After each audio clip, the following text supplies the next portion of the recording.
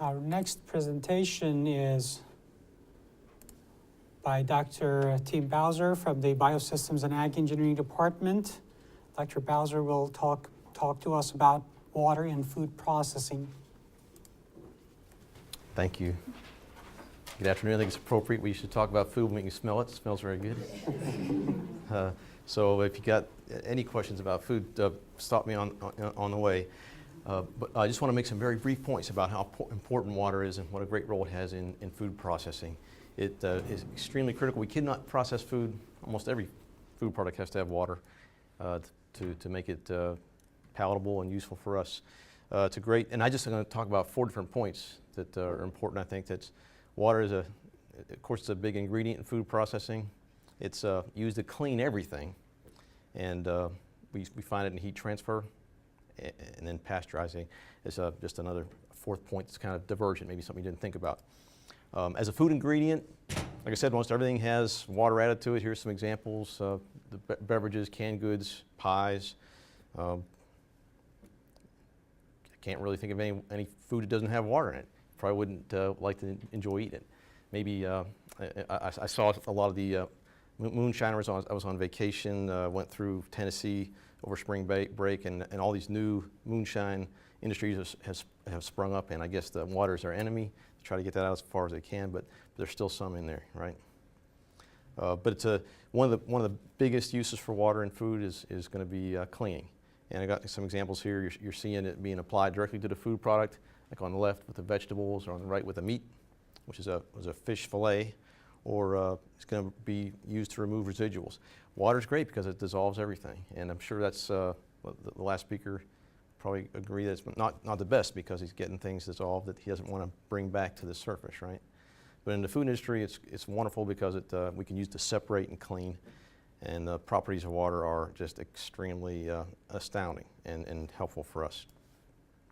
There's a great deal of energy used in foods to cook, cool, dry, evaporate, and water is one of the best means to convey that energy because it's pure, it doesn't poison or contaminate, and oftentimes it can be just added as an ingredient. So you might use steam to heat water and just leave it there because it's going to be part of the product at the end.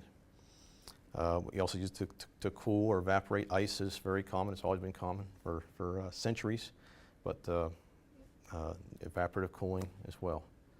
So some examples shown here in the pictures. Last thing I wanted to mention was water is used for things like pasteurizing. Anybody familiar with pasteurization? So that's a process named after Louis Pasteur, and it's used to reduce the microbial load in food products. And most of us are familiar with pasteurization from milk products. That's where we heard about it. Mostly it's where it's used. It's also mandated by the FDA for other things, like now it's mandated for apple juice. And again, it just reduces the microbial load by heat treatment. But there's a new process now. It's taken everybody by storm. It's the pressure pasteurizing. You can see that in the photo to the bottom left here. And it's used for solid products. And the water is used there to, you pack the products in these tubes, and you fill it with water, and then put it in a high pressure chamber. And the pressure actually will destroy some of the microbes. So it's a really simple process, but the water is just used as a medium to help convey the pressure from the energizing agent right to the product. So that's all I've got, just a few items to talk about food. If there's any questions or comments. In fact, that's one of the great things about in the food industry is almost every large scale plant in the United States has its own wastewater treatment plant connected to it. And by and large, most of those plants discharge right directly to a body of water nearby. So it's one of those things where the food industry uses a large quantity of water, and they measure it gallons per case, or maybe gallons per head if you're looking at cattle, for instance. And they are large numbers, but again, most of that, the largest percentage of it goes right back to the environment. And most of these plants are discharging at the same levels of cleanliness that they take it out from the municipality. It's a good question. I don't know the exact numbers, I'm sorry, but the great thing is, like I said, is it's not removed.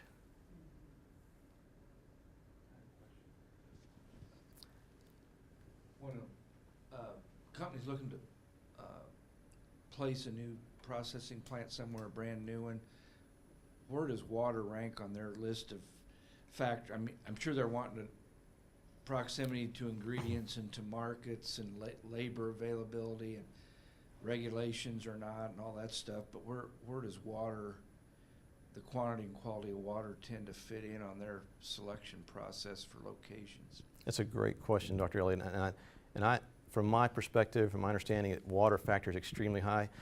The food industry is changing. We're trying to get more water concerned. The food industry really is traditionally been just drunk on the amount of water they use. They they overuse water in their processes, and that's one thing that I know they are taking, using new technologies and designing processes to improve that, reduce water. But even so, they use tremendous amounts, again, just to clean the equipment, to clean the facilities, not talking about what they put into the cans or the jars or for other things. So water use factors very highly, the cost of water factors high, and a lot of plants try to negotiate a special contract with suppliers. So for instance, if a food company wanted to locate in Stillwater, you'd bet they would talk to the city and say, we want a lower rate. And not just for the water, but for disposal of it too. So they don't want to be charged. They're going to put it out. They're usually going to treat their own water if they're significant size, but they're going to ask that they don't have to pay an extra toll to put it back into the river. Good question. So I think it's extreme, right up there with energy. It's going to be just as high.